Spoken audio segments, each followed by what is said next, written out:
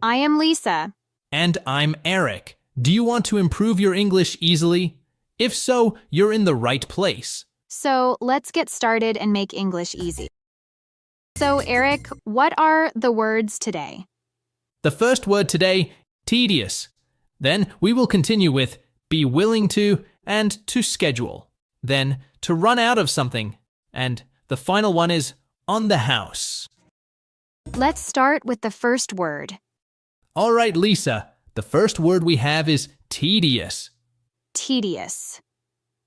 Tedious is an adjective, and it means something that is boring, long, or repetitive, making you feel tired or uninterested.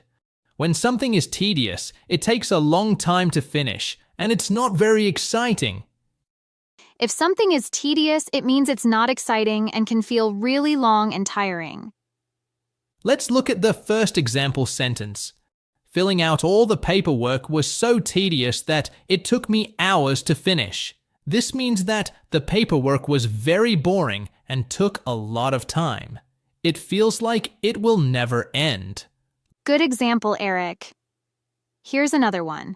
Cleaning the garage was a tedious job, but it had to be done. It means that cleaning the garage was boring and took a lot of effort, but it was something that we needed to do. Now, let's move on to a short dialogue to show how tedious can be used in a conversation.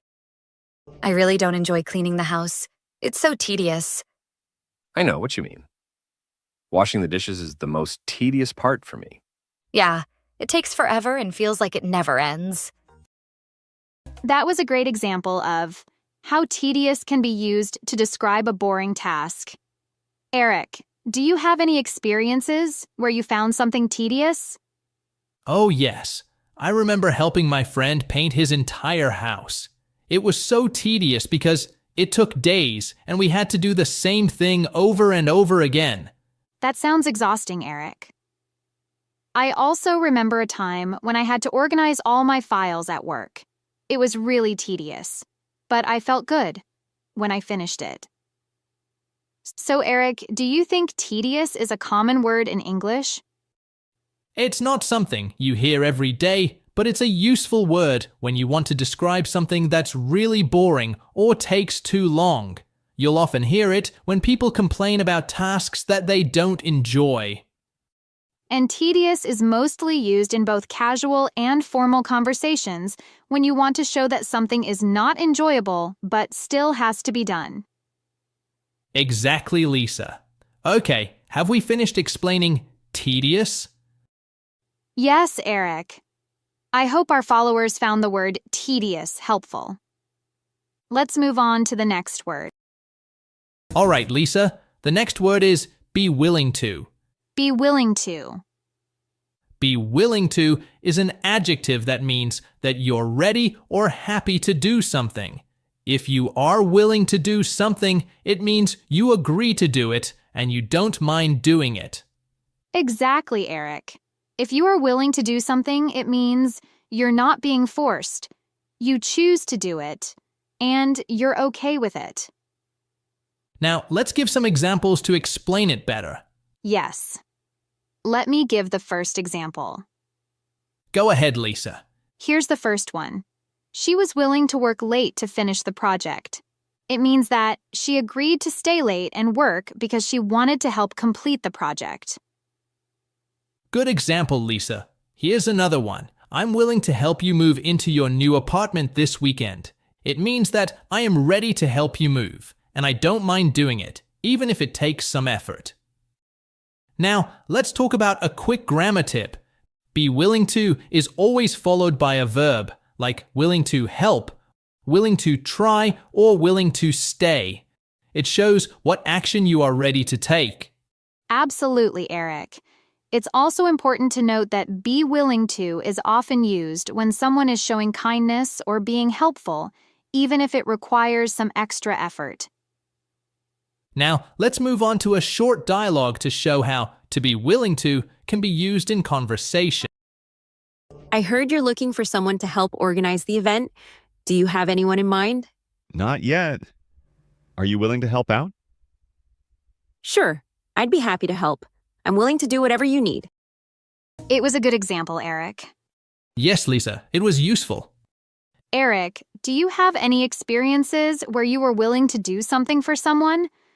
Oh, definitely. I remember my neighbor needed help fixing his car, and even though I was tired, I was willing to give him a hand. It felt good to help out. That was kind of you, Eric. I'm sure he appreciated the help.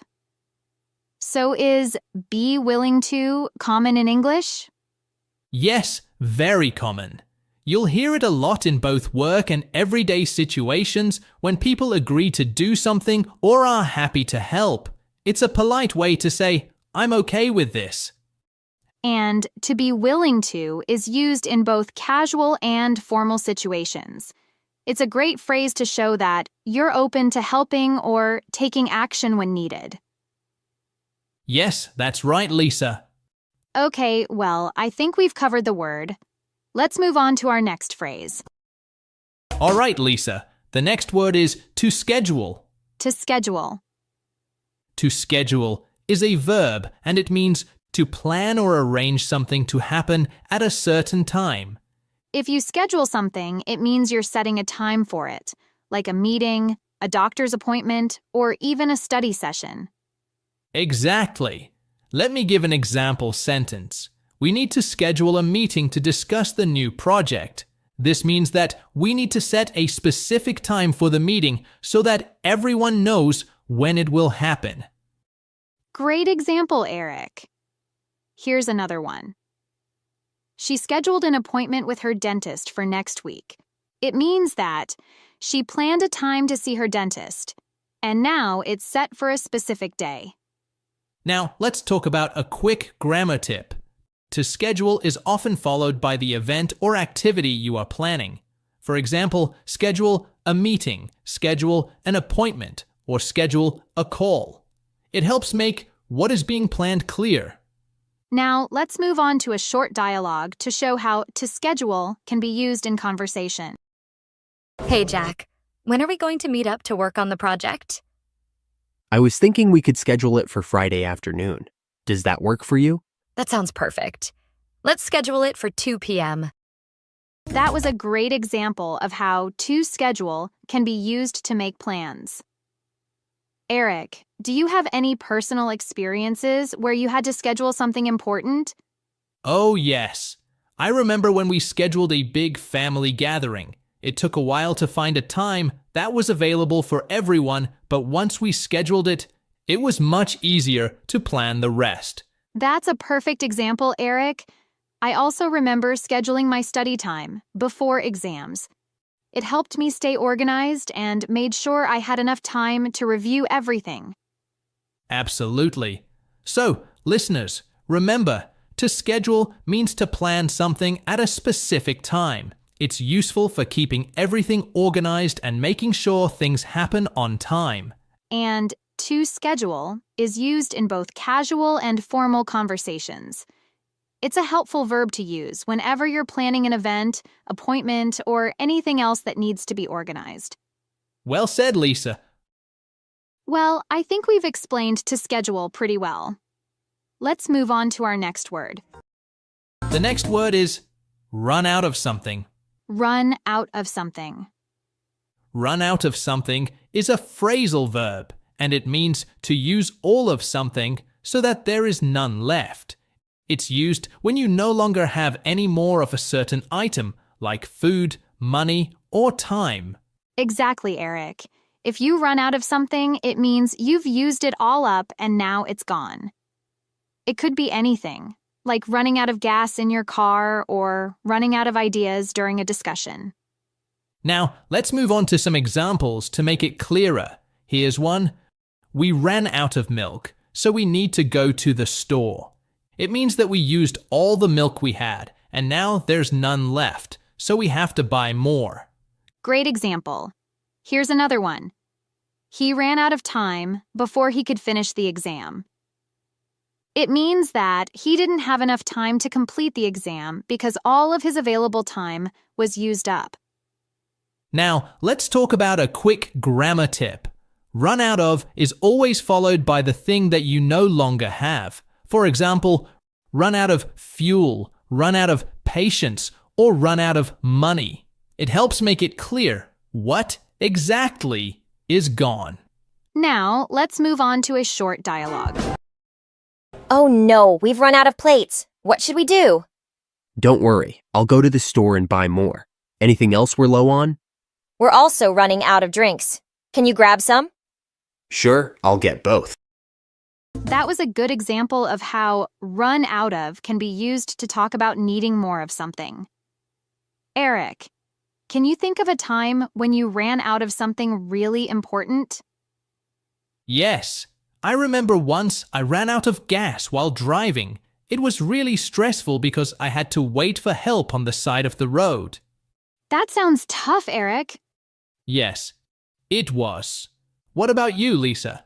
I also remember running out of battery on my phone during an important call. It was so frustrating. Yeah, I can imagine, Lisa.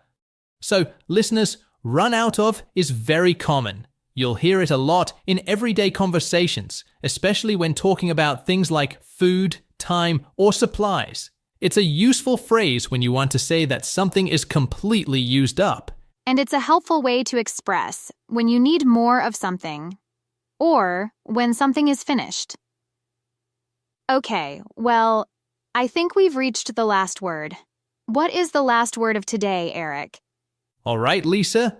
The last word today is on the house. On the house. On the house is an idiom, and it means that something is free. Usually, it's used in restaurants or cafes when the owner or staff gives you something without charging you for it. Exactly. If something is on the house, it means you don't have to pay for it, like a free drink or dessert given to a customer, to make them feel special or appreciated. Now, let's move on to some examples to make it clearer. Sure, Eric. Go ahead with the first example.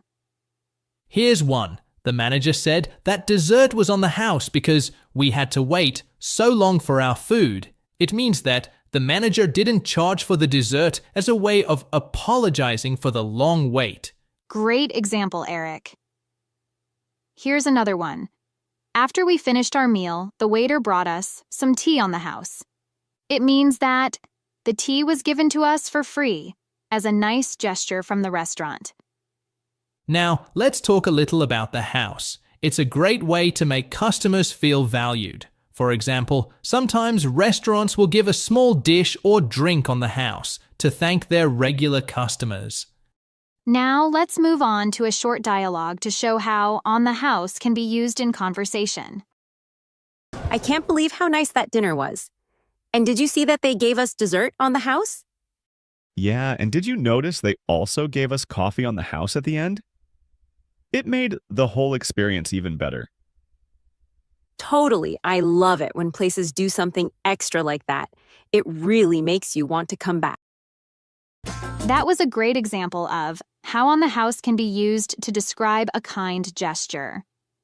So, Eric, do you think on the house is a common phrase in English? Yes, it's pretty common, especially in restaurants and cafes. You'll hear it when places want to give something for free, usually to apologize or celebrate something special. I agree. It's a polite and friendly way for businesses to make customers feel good. Exactly. So remember, when you're at a restaurant or cafe and get something for free, they might say, "It's on the house." It is a perfect summary, Eric. So, listeners, we made some small changes to our podcast. First, you will hear a conversation between Chris and Jessica about how never to forget English words. We have chosen some words from the conversation, and then after the conversation, we will explain these English words. We hope you'll like and find these small changes useful. Okay, let's listen to Chris and Jessica. Hi everyone, I'm Chris. Hi everyone, I am Jessica. Today we're going to talk about a topic that many English learners struggle with, how never to forget English words.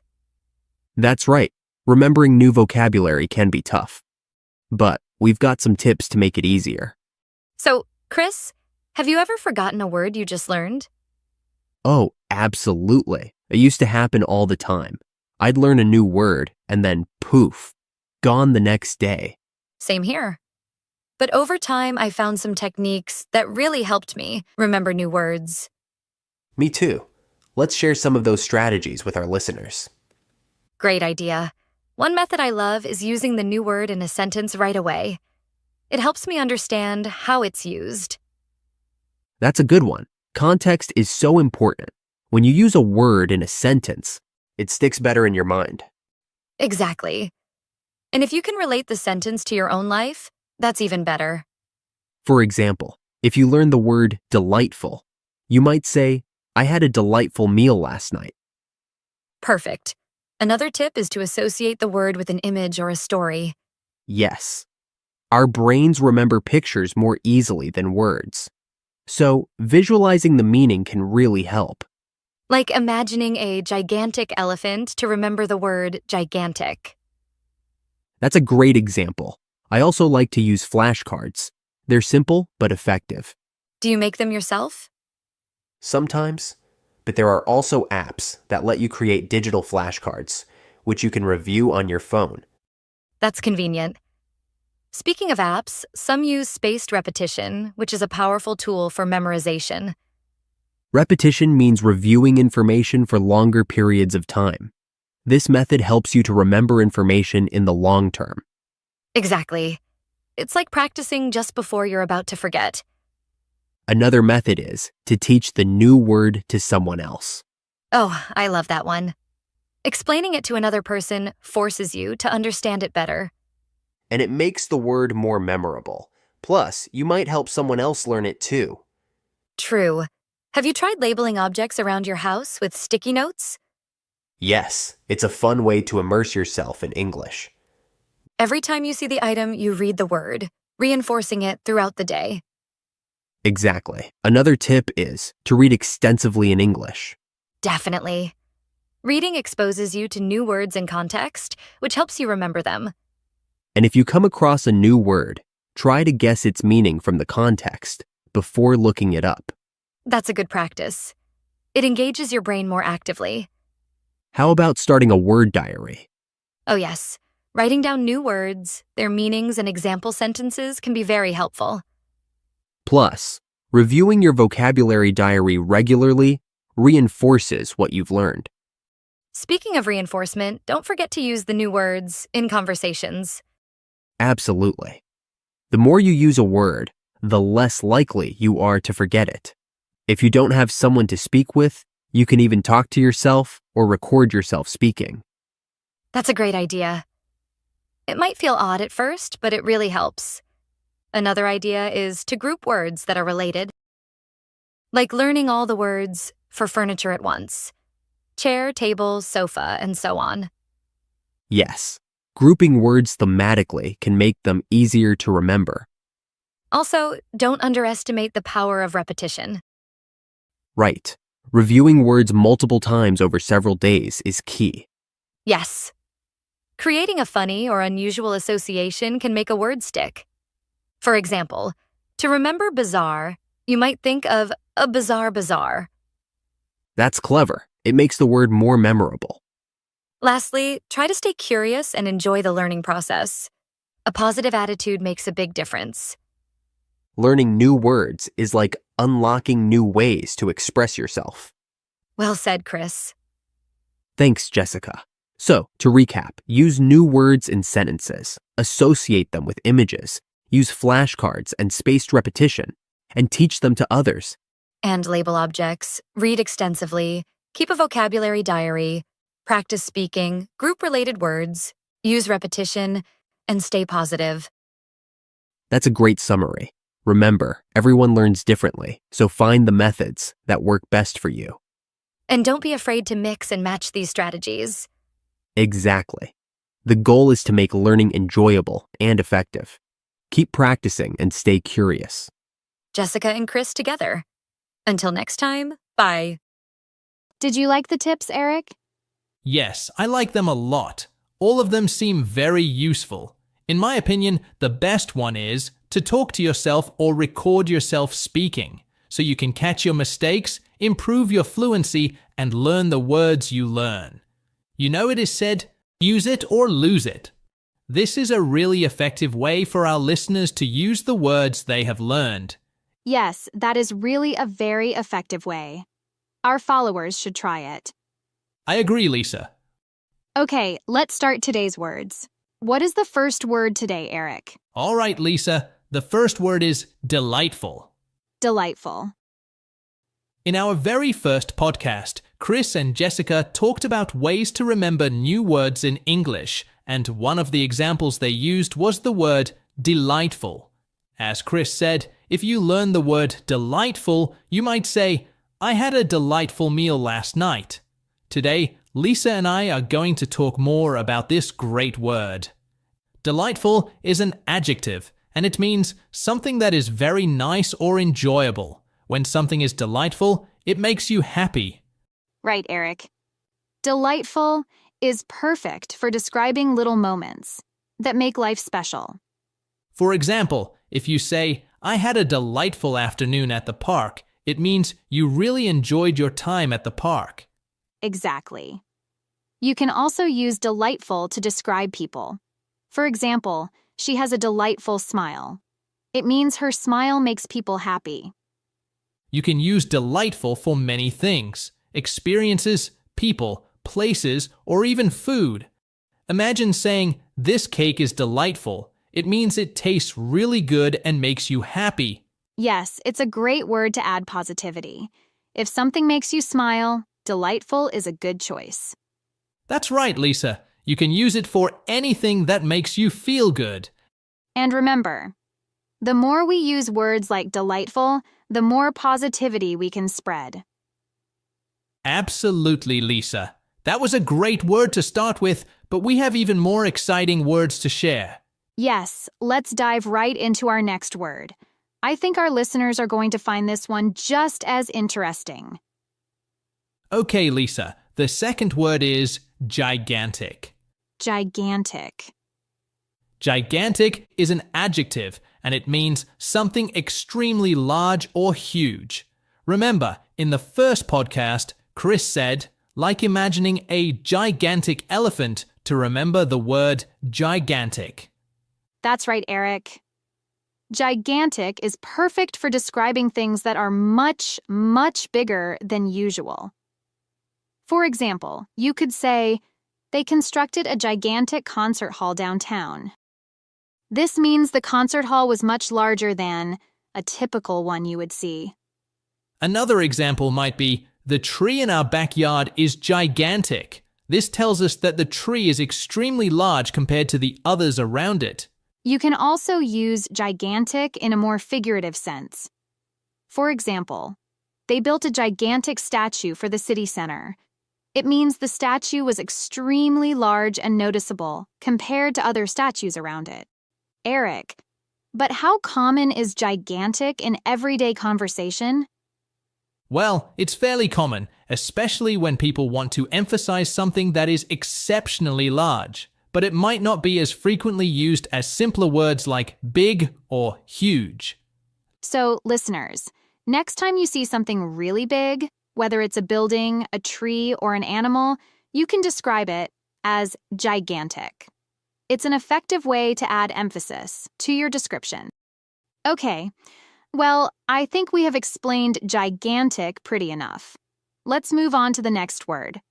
The next word is to reinforce. To reinforce. To reinforce means to make something stronger or more effective. That's right, Eric. We often use reinforce when talking about strengthening an idea, a habit, or even a physical structure. For example, you could say, the teacher repeated the lesson to reinforce the students' understanding. This means the teacher wanted to make sure the students remembered the lesson well by going over it again. Another example could be, the bridge was reinforced to make it safer. In this case, it means that the bridge has been physically made stronger to carry more weight. You can also use it in a more abstract way. For instance, praising children can reinforce good behavior.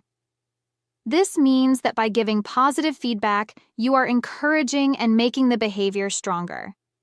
Exactly, Lisa. It's a great word to use whenever you want to talk about making something more solid or effective, whether it's an idea, a habit, or a structure.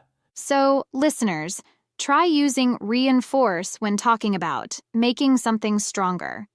It can make your English sound more precise. Well, that's it for the word to reinforce. Let's continue with the next word.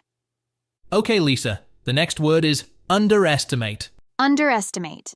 Underestimate is a verb, and it means to think that something or someone is not as important, strong, or capable as they really are.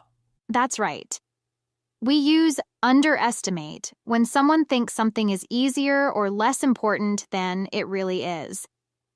For example, you could say, he underestimated how hard the exam would be. This means he thought the exam would be easier than it actually was.